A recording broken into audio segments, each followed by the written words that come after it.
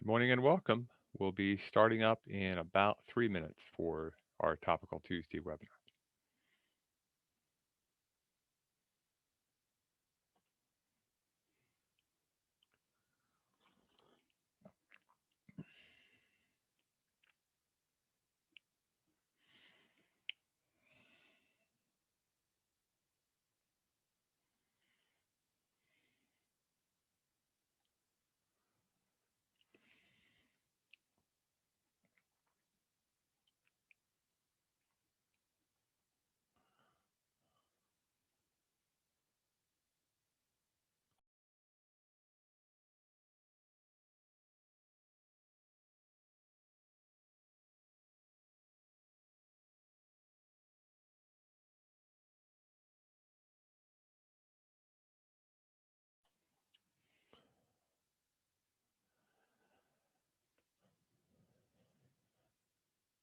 Good morning. We'll be starting up in about 2 minutes.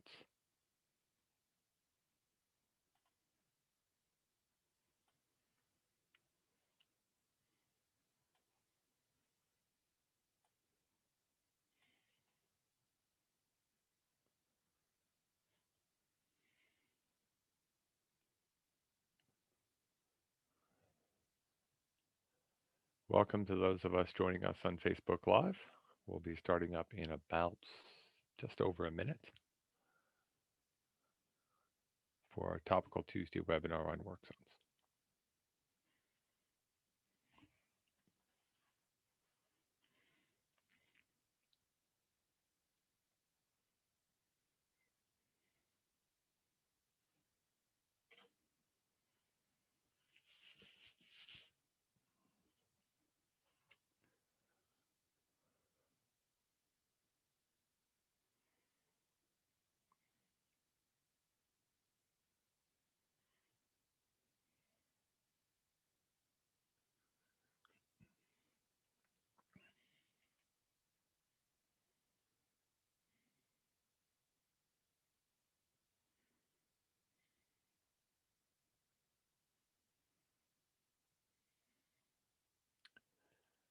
While you're waiting, if you want to download the Work Zone Pocket Guide, the link will be put into the chat pod. You can see it off the screen there. We'll be using that during the webinar today. And if you would like a hard copy, at the end of the webinar, we will be giving you an email address where you can send us an email and ask for how many of the pocket guides you would like to have. They're free um, to anybody, private individuals, people working for consulting firms and stuff have to pay shipping, but everybody else, it's completely free. We don't charge for the pocket guides. We got a grant to help cover that.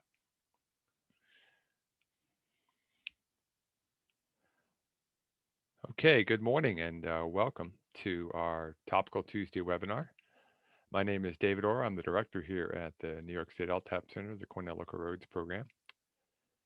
And welcome to another snowy day, though they're calling for temperatures in the 40s here in Ithaca, so we're going to see quite a bit of melt. Everything's still quite frozen, but it's starting to open up. So today we're going to be talking about work zones, and one of the goals I've got today is to keep everybody safe, not just the traffic coming through, but your crews, everybody involved. We are going to be using the Work Zone Pocket Guide, as I mentioned, for those joining us ahead of time. And, you can get yourself a copy of it. It's laminated, fits in your glove box or in your back pocket, and it's a good tool to get you started for setting up your own work zones. It's available on our website in electronic form, but if you want a paper copy, again, we'll get you a paper copy. I'll show you how to do that towards the end of the session.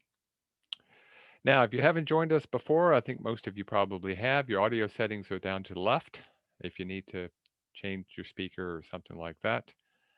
The chat pod has been disabled for you to put information in, but I do recommend opening it up because we'll put links in there during the course of the day that may help you as we're moving forward. If you have an issue or you have a question or answering one of the questions that I have for you during the course of the hour, please use the Q&A pod that's down near the bottom, and I may ask you to raise your hands now and then just to ask certain questions. Okay. Now, this course is worth PDHs. It's worth one PDH here in New York State. Uh, what will happen at the end of the webinar, we see who stayed on for most of the time. We'll send you a certificate of attendance.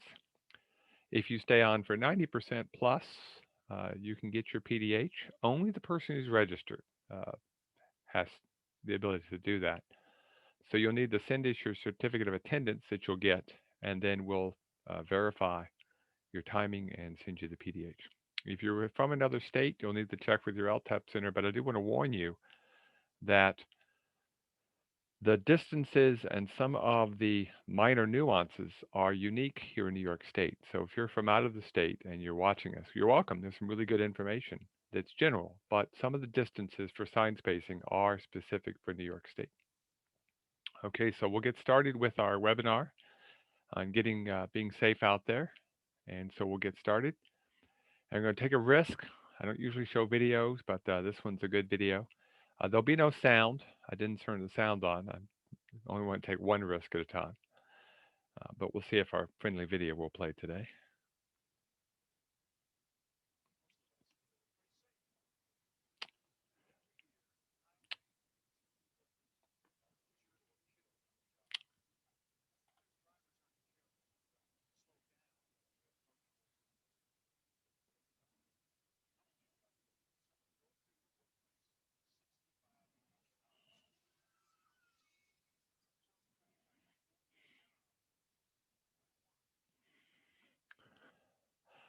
So as you can see, the video was partially successful. You got to see the end of it. But essentially, it's something to remind ourselves. We are in our work setting. And when people drive through it, it creates conflict. You know, we wouldn't like it if somebody drove through our office, or in my case, my house, at 65 miles an hour. And we certainly don't want to do that in a work zone. So the goal is to keep everybody safe, not just the people driving through, but all the workers and everybody involved. And how do we do that? Well, we mostly do it with signs. And so the question always is, what do signs do? Now, we have a whole webinar we've done on signs. We have a whole class on signs that's available and pavement markings. But essentially, signs are our communication tool, and communication is the key in this particular case. Okay? But we need to communicate good messages. You know, somebody actually got into this equipment here and they modified the language on the variable message board. By the way, this is in the same city where that barrel monster was created. Uh, there's something about college towns that creates this kind of environment. But you know, we need to communicate a little clearer than that because signs communicate regulations, warning, and information, whether you're in a work zone or you're not. Good signs do this well. Poor signs, well, they communicate things like we're too lazy or that we don't even know how to go slow on a dead end roadway where we live. Or my favorite, we have no idea where we're going. Now, again, we have a whole webinar on this. We also have classes on this, workbooks, things like that. But let's talk about work zones. We're still using signs, we're still communicating in a work zone. So we need to communicate good information to everybody using the work zone. And whether we're working on a sidewalk or whether we're doing a utility repair that's an emergency, we still need to use the same principles. So this is actually, I was walking around and like to do that. And here's a sidewalk up on the upper left. And there's a little orange sign that you can see up there that's on the end of the sidewalk. Okay, we'll see if my pen will work here. And there we go. And there's another one that has the same message on it over here on the right. And what it says is sidewalk closed ahead, cross at crosswalk. What message are we giving to people? How are they supposed to get through that area safely? We need to think about all the users, not just one sidewalk, but both sidewalks in this particular case caused a problem. Or the one on the lower right, that was utility repair. Now I understand it's an emergency, but the entire advanced signage was a piece of that yellow tape that you sometimes see people put up um, that was barely visible at night. I had to take several pictures and do a little enhancement to make it even visible for you. And people were coming down this at 30 miles an hour. Luckily, in an urban area, they had time to stop. But boy, it could have been a real safety problem had it been going faster. So when you're thinking about work zones, think about the users, think about advanced signage, and give good, clear, simple messages. You know, so right here is a good example of what would you do if you're driving up this road. They got one lane closed off, so you're driving to the left. You get into this pretty well. They did a good job, but then you get up to this intersection, and you've got this traffic light there, and in the distance you can see a sign that says "Road Closed." What would you think you should do there? Should you turn left at the traffic light? Should you go straight? Uh, Somebody want to put in the Q&A what they think they should do here based on just what you've seen? You're driving up this road.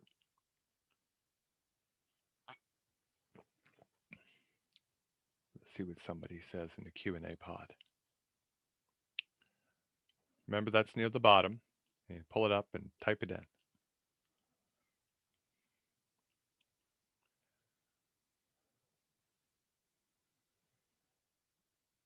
Maybe I've confused all of you. You need to have a detour plan, yeah. And that's the problem. You didn't really think about the detour. There is actually a detour. You can actually see the detour sign. But you do feel like you got to throw your hands up in confusion. What you're supposed to have done here is gone up to the right of the road closed sign where you see the car driving. That's what you were supposed to do. But the problem is by not covering the backside of a sign that said road closed, you've actually confused people.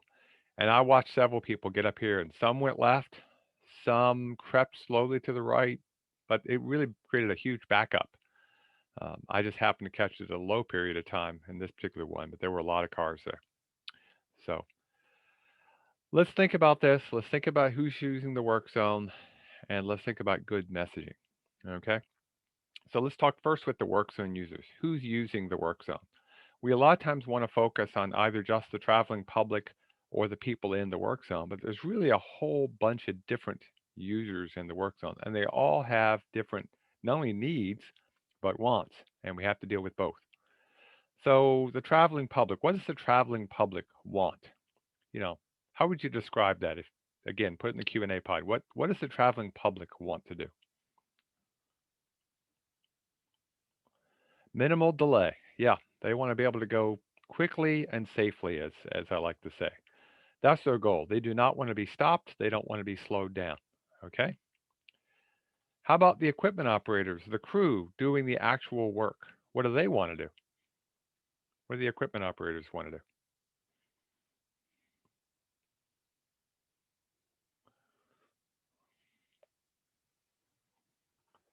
Yeah, they want protection. They want to be safe, but they also want to do their work quickly.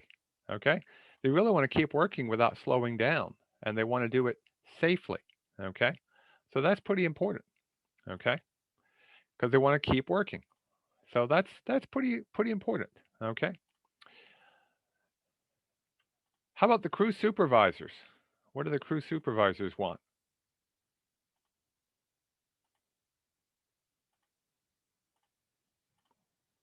And that could be the highway superintendent. It could just be a crew for leader. They want to keep everyone safe. Yep. Hopefully that's their first job. It should be safety, but let's be honest.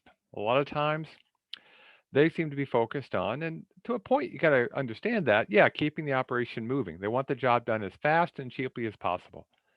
And you can understand that balance, but it does create sometimes a conflict if we don't put safety as our number one thing we should be thinking about. And yes, this is a real picture. KFC sponsored the filling of potholes. And again, it's in that same college town down in Texas. Uh, so it's an interesting thing. So, and then finally, those of you who've done traffic control, what's your goal doing traffic control?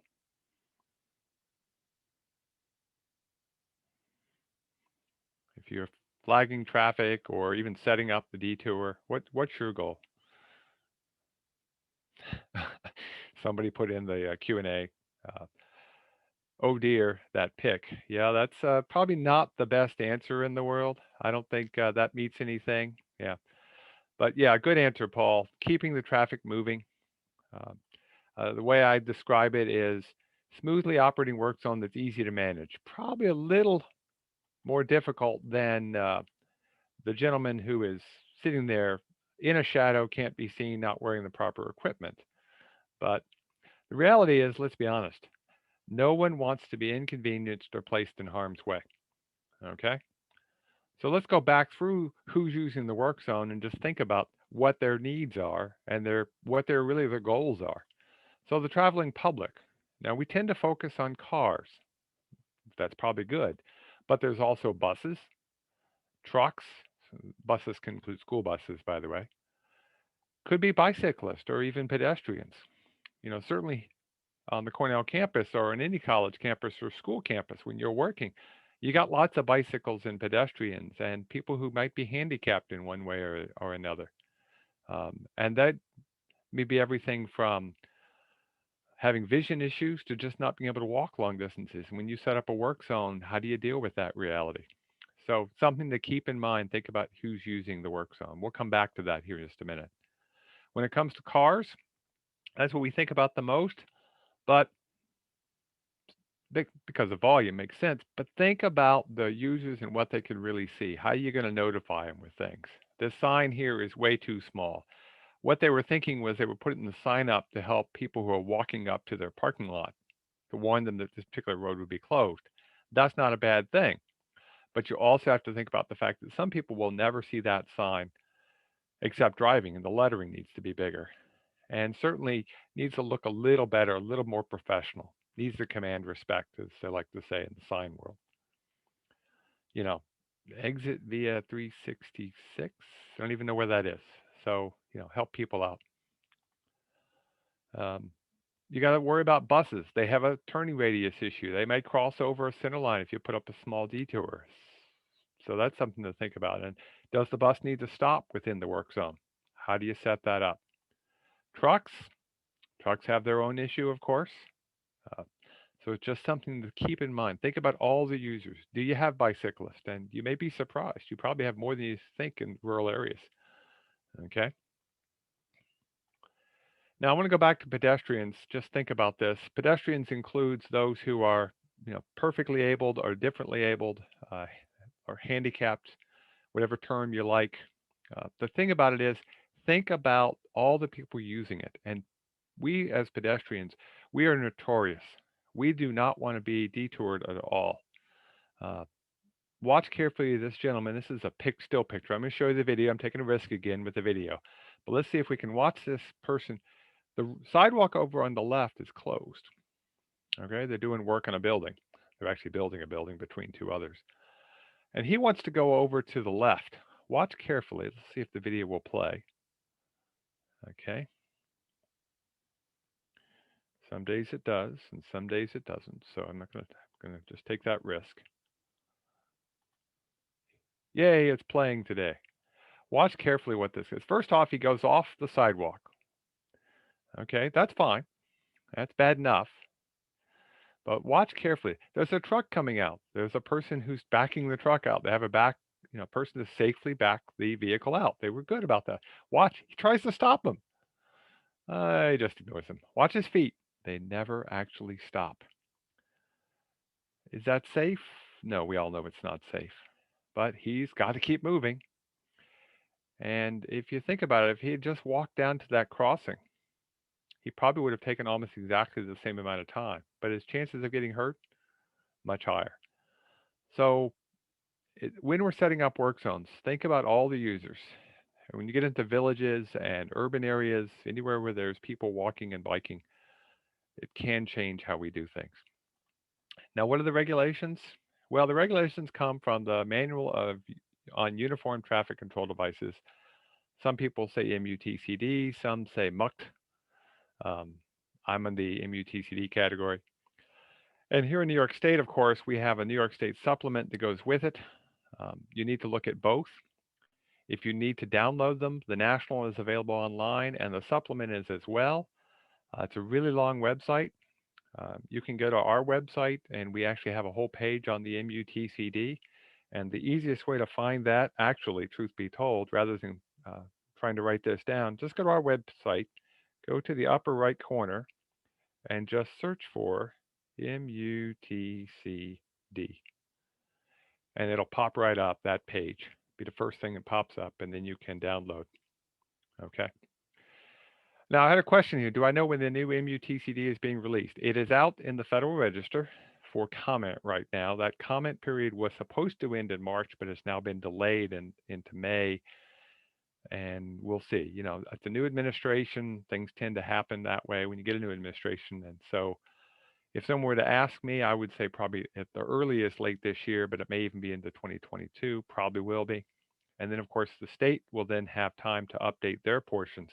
And there may be a period of time where the national MUTCD has been changed, and we have to follow the changes here in New York, but the state supplement hasn't been updated yet. So we'll certainly let folks know when that happens, so that if there's any conflicts, you'll know about them ahead of time. Now, remember, just as to remind you, the MUTCD applies to all roads open to public travel.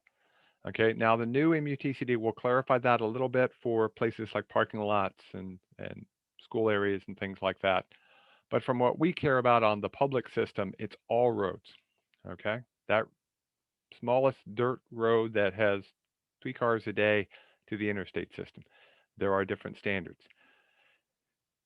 The standards are there to try to give us consistency, uniformity, that U in MUTCD, which is I think the most important letter, the uniformity, so it looks the same to everybody. But a lot of times we come across things that we know are probably not MUTCD compliant. So what do you see here that's not really MUTCD compliant? And by the way, if you can't quite read the sign there, it says sharp bend.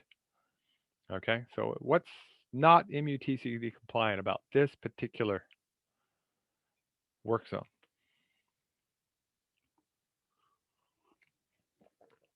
Again, you can put something in the Q&A pod.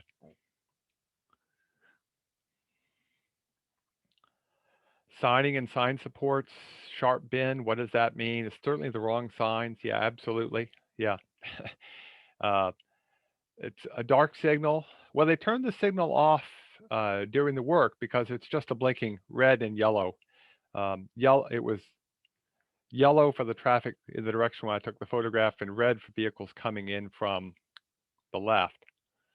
They turned it off. That's actually okay. That wasn't really as big an issue, though it's certainly something you need to think about. But that's not the right signage. What is a person supposed to do when they come across this? And by the way, even though that sign looks bright during the day, it's not retroreflective. At night, you couldn't really see it. And yeah, you may need a concrete barrier or at least a type 3 barricade, a better barricade of type for the vehicles who are coming down the road so they don't intrude into the work zone. Yeah, and some concrete barriers or those new plastic water-filled ones would have probably really been a good option here. Ones that you could move to get in there to do your work. Uh, there's certainly some things you could do. As a minimum, from a signing standpoint, I would have at least put up an advanced sign. It's no longer an intersection, it's actually a curve. During the work, because it's closed, it's actually a curve or a turn. It's actually sharp enough to be a turn. So you'd put up a turn signal, you'd put a ball bank to it, and you'd actually put up the proper plaque. The sign should technically be orange and black because all of them are orange and black. But if you've got a yellow one, put up a yellow one. Document that you had the yellow one you were using. The ones at the work zone, please make sure they're the right color, orange and black. And some delineators or some arrows to help people, really helpful. And at night, going to be a lot better for everybody. So again, think about the users. Okay. Now, in terms of work zone warning signs, as I just said, all of them should be black on orange. There are a couple of exceptions to this. What are the exceptions? When would you not have the sign be black on orange in a work zone? What are the exceptions? Stop signs, yeah, regulatory signs, stay the whatever the color the regulatory sign is. So if it's a speed limit, it's an actual speed limit, it would be black on white. If it's a work zone speed limit, black on white sign with a plaque underneath. The plaque would actually be orange and black saying work zone, but regulatory signs stay their current color. And then there's one odd sign that doesn't change color no matter what, and that's the railroad crossing advance sign. yellow circle stays a yellow circle. But everything else pretty much black on orange. Street signs will, usually stay green and white or whatever color you've got for your street signs. But document why you might do something different. The sizes are bigger than most people think. 36-inch minimum, and then 1 foot minimum height above the ground. This is important because of snow and ice, visibility for vehicles, and if they're going to be there a long time, mount them at the full height, the 5 or 6 feet above the roadway surface that you would use for permanent signs. And they make temporary systems for that as well that are crash worthy. Signs should be retroreflective because, like it or not, there are probably going to be people at dark periods where you need the light, and those really do improve visibility. You need advance warning to give people time to react, and remove or turn them when they're not needed. If I had to pick the one thing I see that I think actually is the thing we really need to do better, is turning or removing signs when they're not needed. And we'll talk about that when we give some examples here in a bit. So here's a good example of what not to do. This was the entire work zone signage for a bump. No, it's probably not really what you need here. Okay, there are proper signs for this. If you needed it advanced to slow people down, you could put up an advanced sign, but there's some colors and some requirements. Now, high visibility apparel, everybody should be wearing that. Um, there was a time when people went, well, who's included? Look, everybody is included. Anybody working in the right of way. Okay, now the MUTCD talks about federal and state right of way, but actually, truth be told, it's all right of way. If you're working on the road, put on a safety vest. Okay. If you've got people helping you out in an emergency situation from fire and police and they're not actually engaged in fighting the fire or police activity, they should have on the vest. So if you've got the folks who are helping direct traffic at the fair, they should actually be putting the vest on. Um, as much for anything, their own safety, but also for making them more visible and they're easier to be seen, especially at night or early in the day. You can see those people. They clearly are easy to tell who they are. The 5 people in the photograph on the left, the 3 on the right. Okay. Now here's a day picture.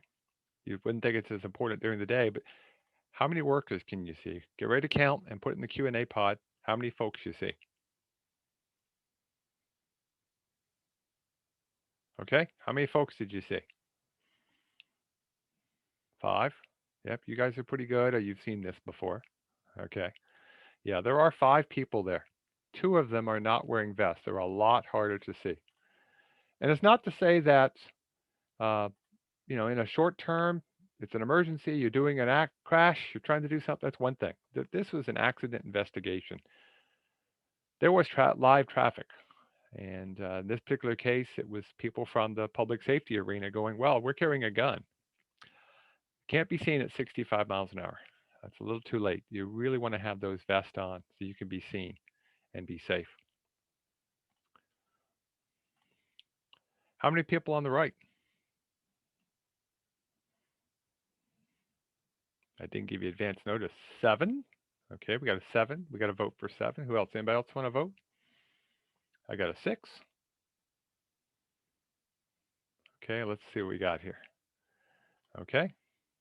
1, 2, 3, 4, 5, 6.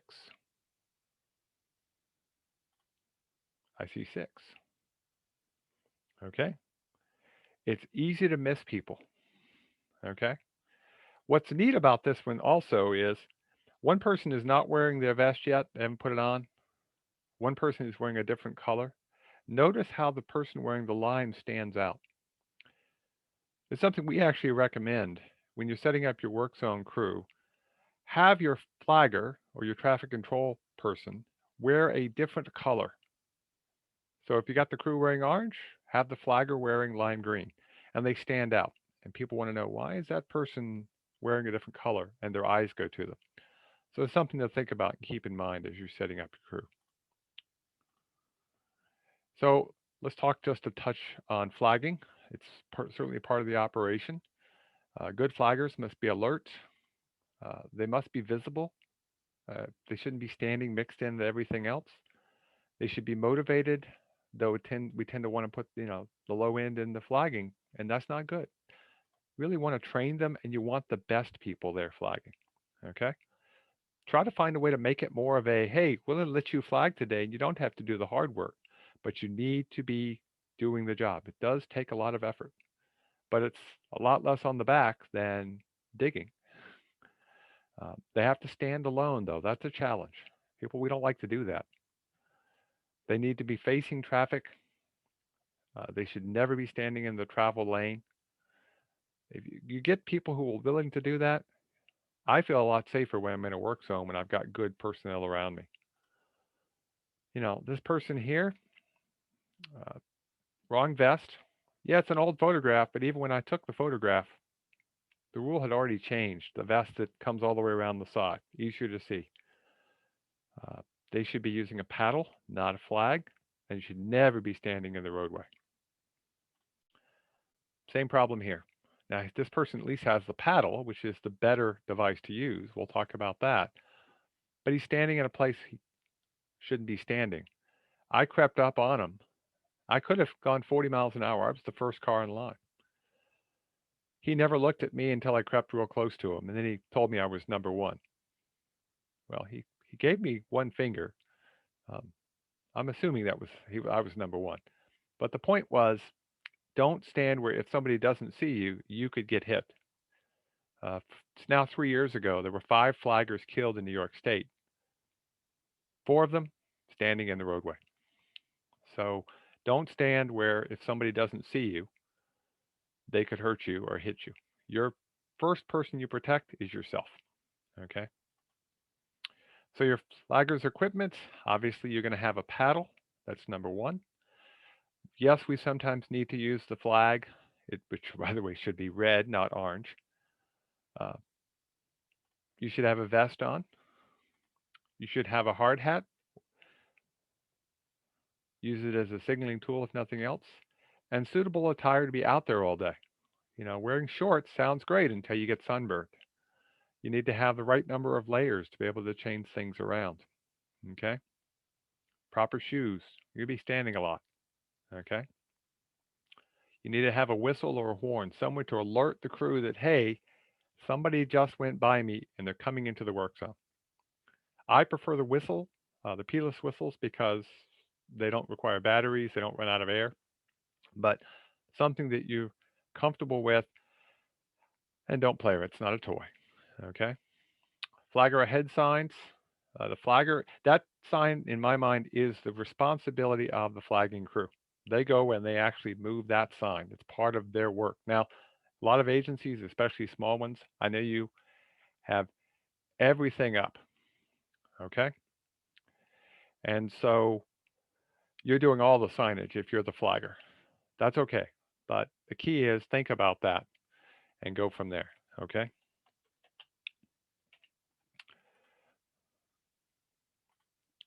Now, 1 and 2 flagger operations, a lot of us want to use one flagger. Okay? I understand the temptation, and I don't really have any problem with the understanding of it, but realize it has limitations. Okay? We should really be thinking about, whenever possible, using the 2 flagger operations. Okay? At both ends of the flagging or the work zone area. When can you use one flagger? When would it be okay to use a single flagger operation? Again, you can put that in the Q&A pod.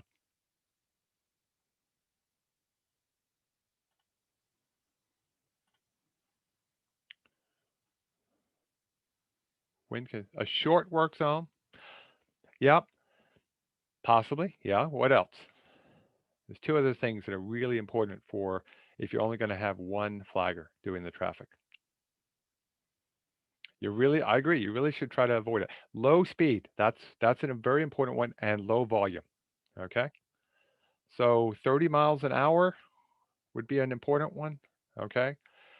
Traffic volumes well under 400 if you can. There are limitations. They're actually laid out in here.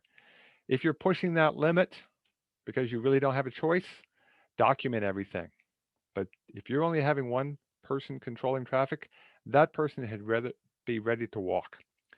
I see that happen way too often. I've seen one flagger operations that work pretty well if the flagger would move. We tend to want to just have one person standing in one location. They need to move back and forth, and we'll talk about how they do that here in just a minute if we have time. But it's really important to have low traffic and low volume, okay? And low speed.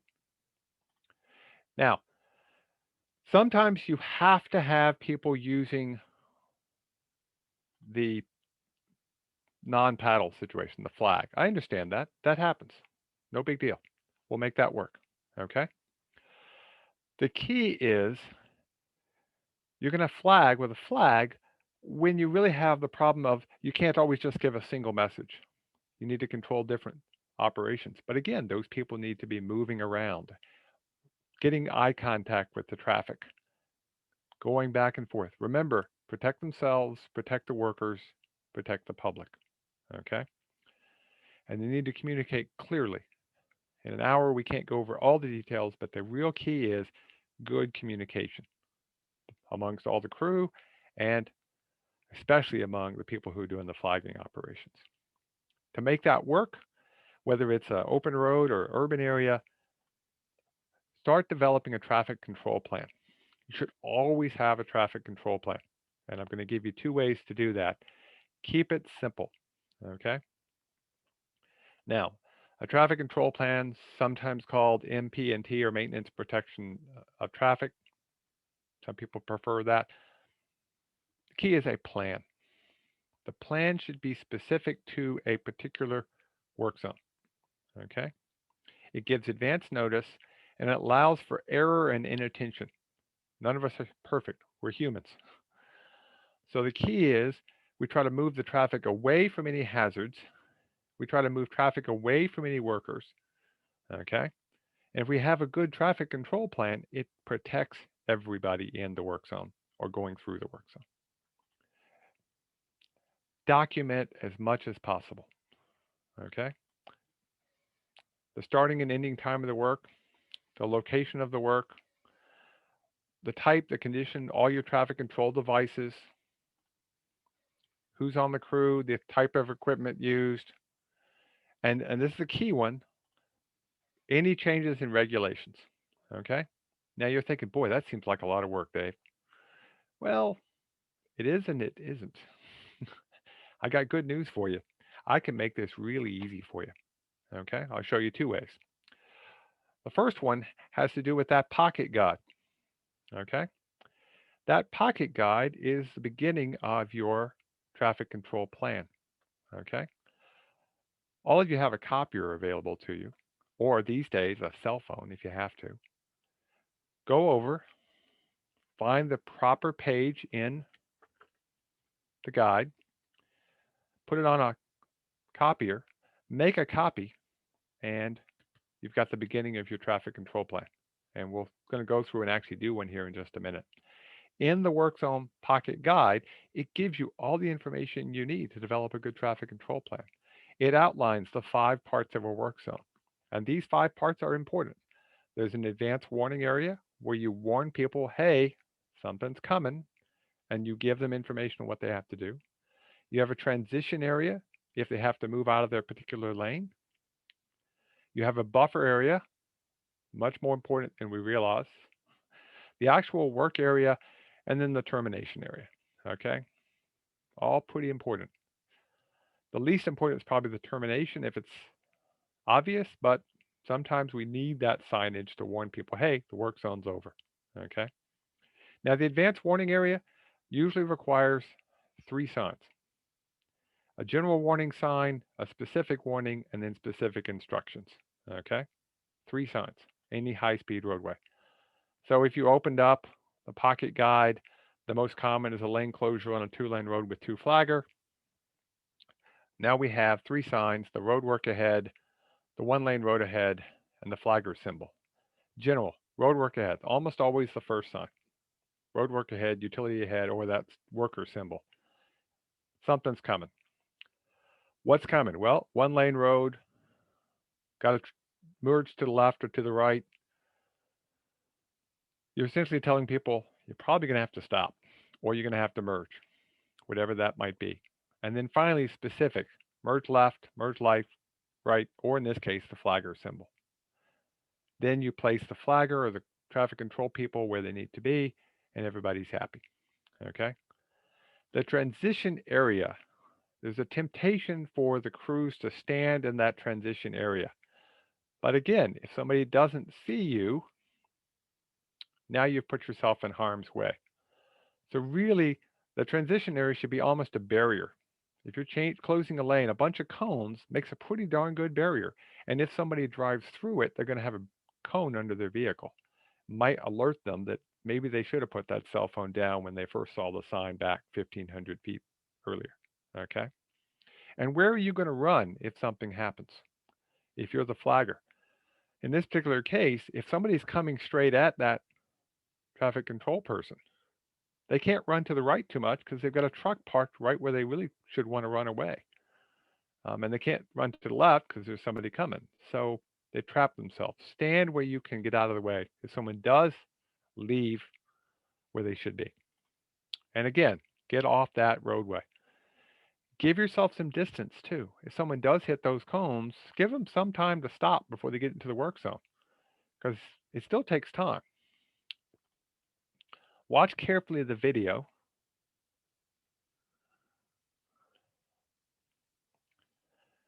Watch the vehicles about to hit the crash vehicle on the interstate.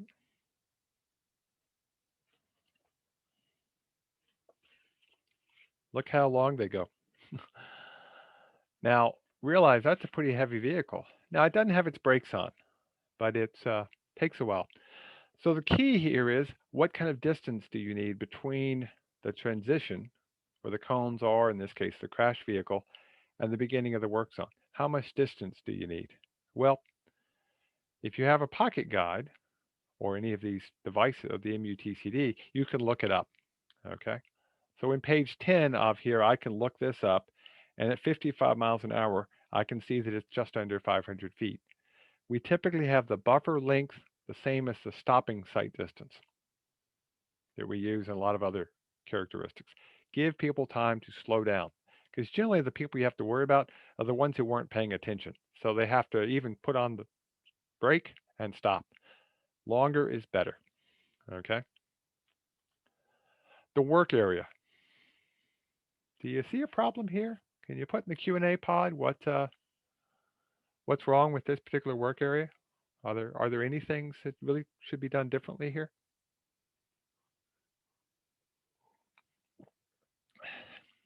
There's no hard hats. Yeah. Backs to traffic. There's no cones. How do you know? There's no good transition. This is a road with too much traffic. It really should have had two flaggers, not one. But until you can get that second flagger, if you had to have only one, where should that flagger be standing?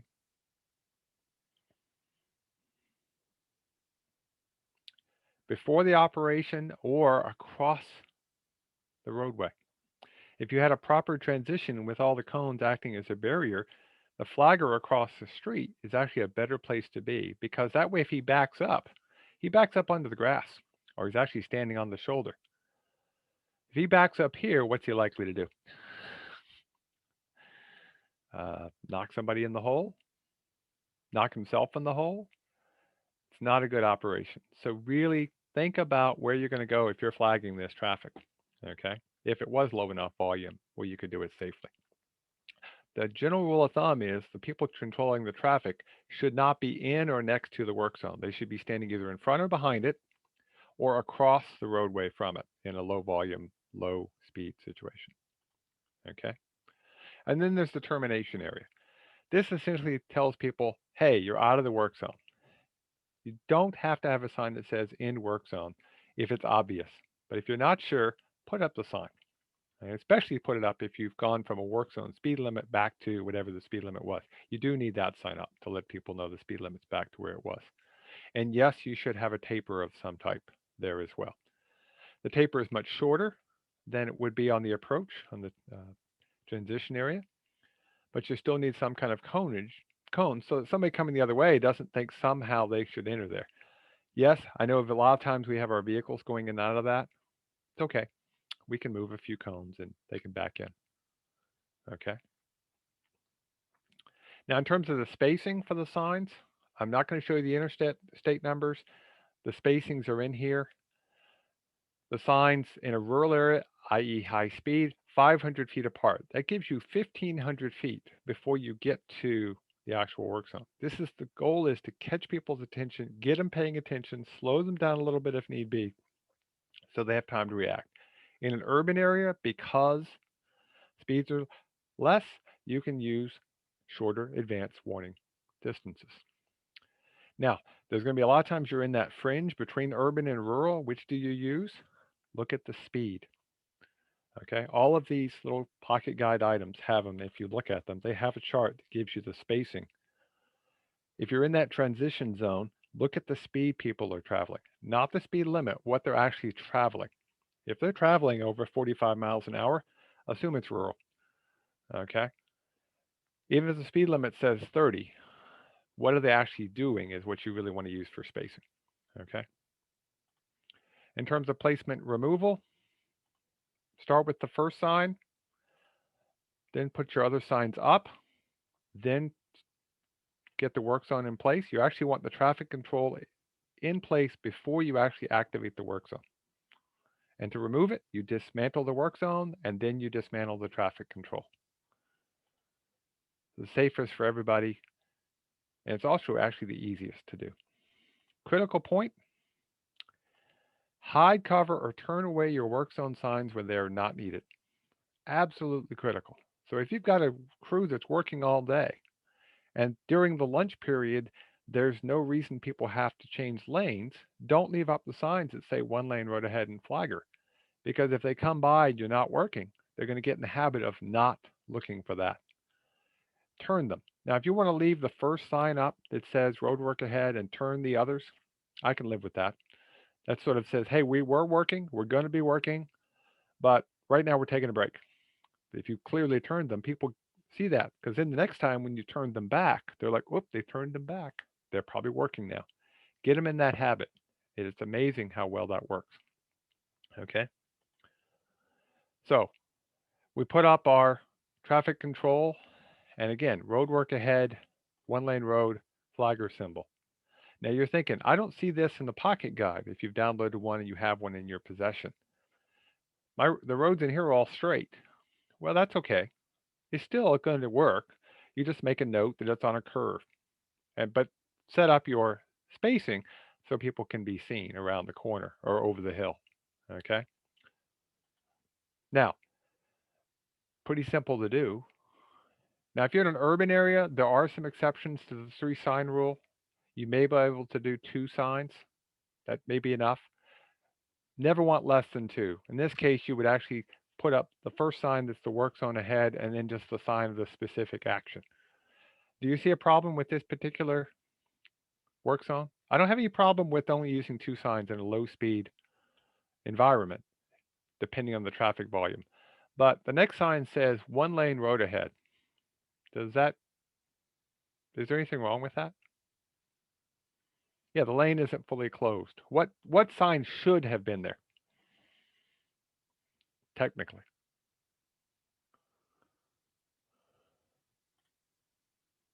No shoulder. Yeah.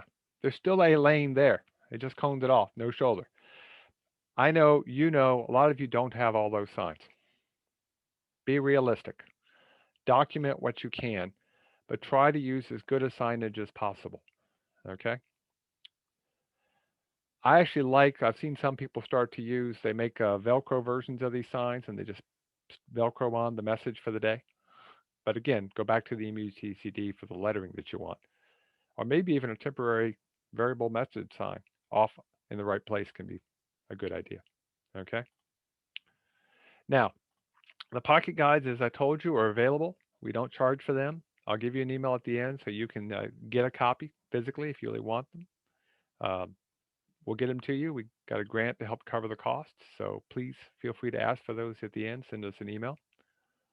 We're going to use that device to prepare a traffic control plan. We're going to go back to our one we saw earlier. Okay. They're working on a catch basin right there in the center of a block. Okay. quite a bit of traffic. Okay, so what is the scenario here? Is that a lane closer on a minor urban street, like on the left, where people can self-regulate? Is that a lane closure, low volume road, one flagger operation, or lane closure, two volume, two flagger operation? Really, what should you be using there?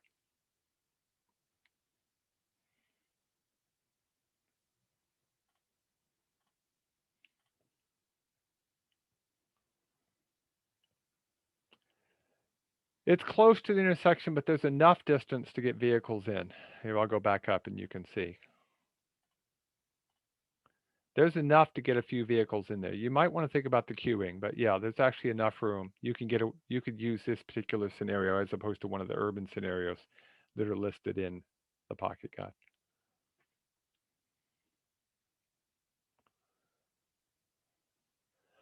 Because of the volume, really this is a lane closure on a two lane with a two flagger operation. It really is too much volume to use a single flagger operation.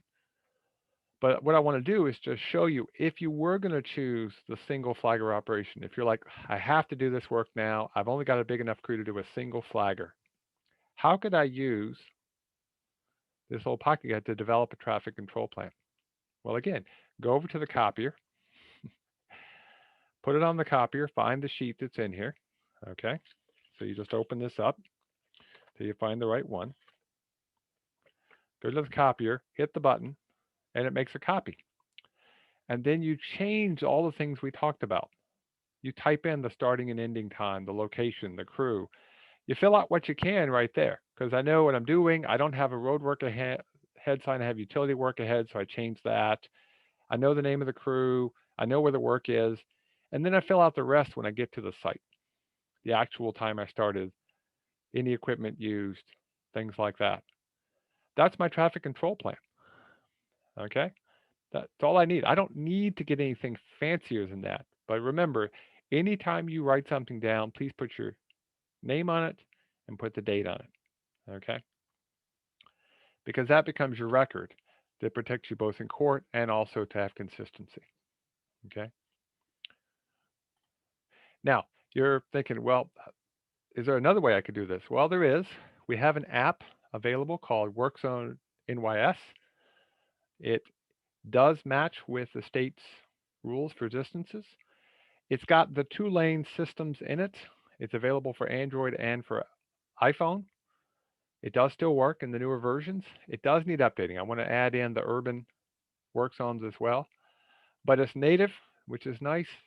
It provides you documentation via email, and it allows you to save your crew and equipment so you can just click on them the next time. The first time, you got to put them in, but after that, you can just click on them, and it has the most common work zones of the two lane road systems that are in the pocket guide. Okay. So that's an alternative for you. That's nice if you prefer that kind of technique. And we do plan to try to get that updated uh, as we move forward out of the world of COVID. So what I want to do now is I'm going to ask you some questions. I guess technically these are PDH type questions, but I just want you to answer some of these in the Q&A pod as we finish up our hour together. So why are work zones important in the Q&A pod? Why are they important?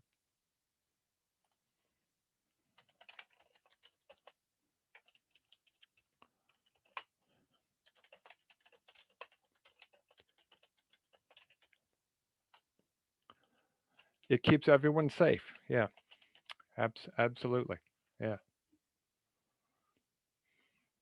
Safety for the worker, safety for the vehicles. Yeah, absolutely. Yeah, good answers. I always think of it this way. Think about the most important things in your life, the things you want to protect. Okay. Yes, we want to keep traffic moving, and that's pretty important, but keep safety first and you'll be okay. Okay. This is actually my mom and my grandmother and an airplane my great grandpapa built uh, almost 70 years ago, actually over 70 years ago now. So, what's important? Why the sign I showed you earlier, why is that not a good sign? What's wrong with that sign? Oh, I like that one, Mark. That's good. Everyone goes home at the end of the day. That's a good thing to think about for work zones. Yeah. Why is this particular sign not a good sign? The message is not clear. What are you supposed to do? Even if there are zombies ahead.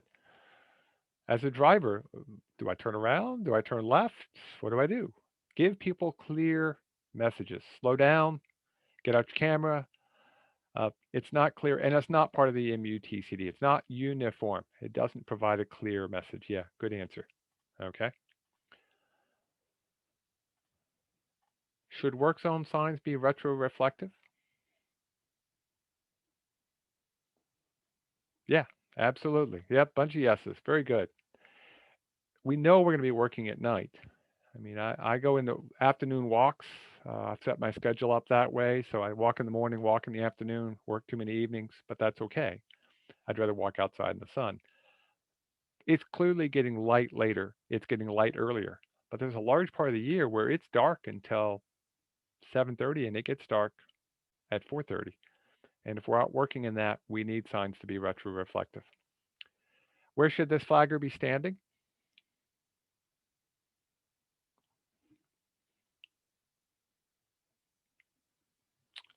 On the road side, outside that shoulder. Yeah. Okay. Because the first person they have to protect is themselves. Yeah. And with a couple of exceptions in the regulatory signs and that one circular sign for railroad crossings, what should the color of work zone signs always be? Yep, you got it. Orange and black. Orange and black. Okay. And who should have on good high vis clothing in the work zone? Everybody. Yeah, just get in the habit. It's like anything. Good habits make a huge difference.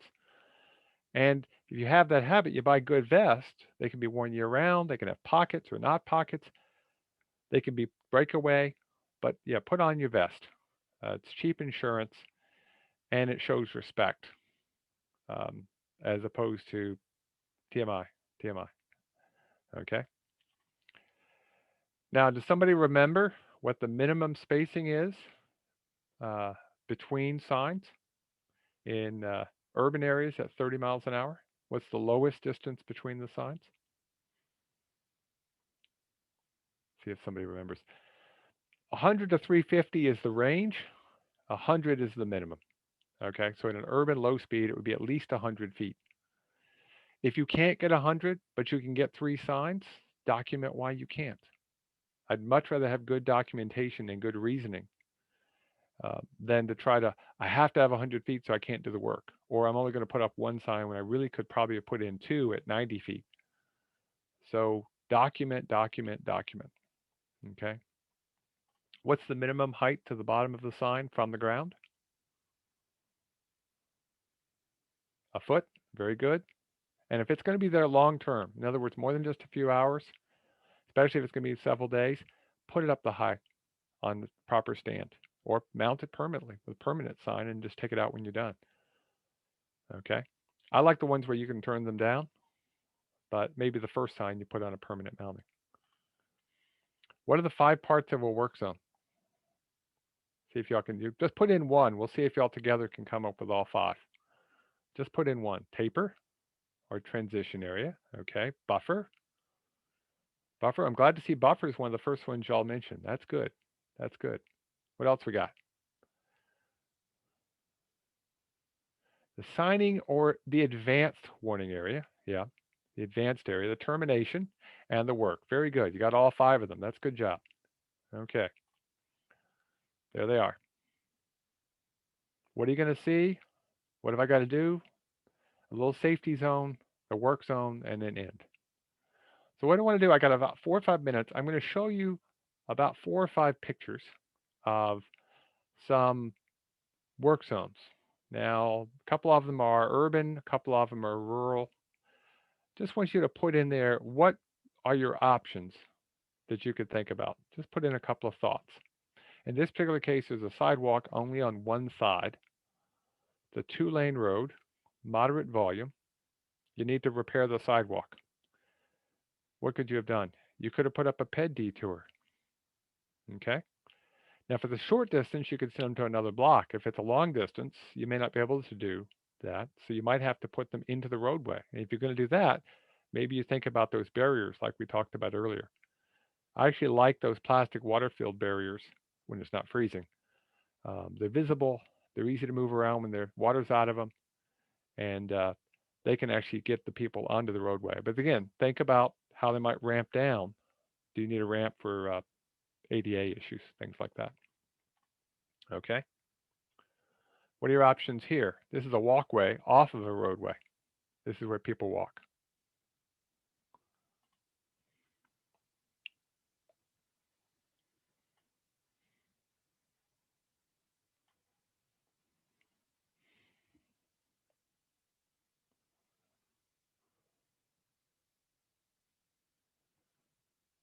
It's a bit more of a challenge.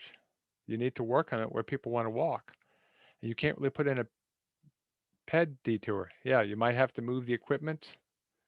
Yeah, I agree. You may not have enough information, but that's something we wind up happening way too often. We just don't really know exactly what the options are. But as you're developing your plans, think about who's using the work zone and how you're going to build it. Don't put people in a situation where you trap them. Okay?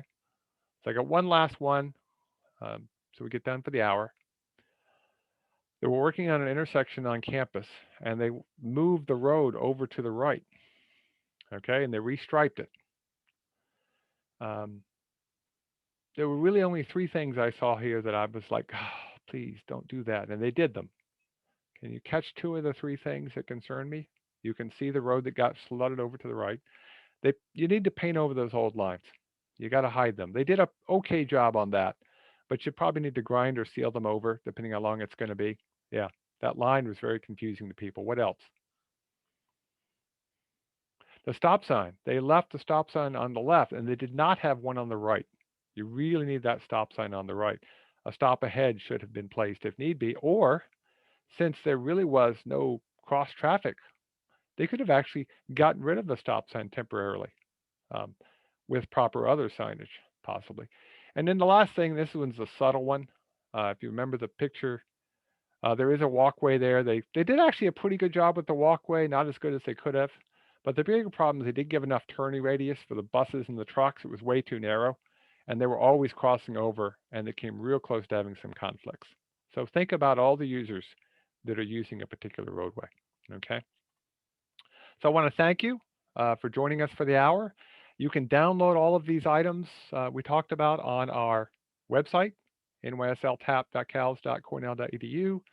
You could email me if you've got any questions. You can also email our main email if you want the workbook. I'm going to give you that in the last slide. We do have one more webinar next week on construction management for federal aid projects. We have our spring workshop series coming out. The registrations are out for that. Please feel free to join us. We have engineering workshops that just got launched, and there'll be more details on that coming out too. But if you want any of this stuff, just please send it to us. Nope, actually I hid that one, so I'm going to write on here. If you would like a copy of the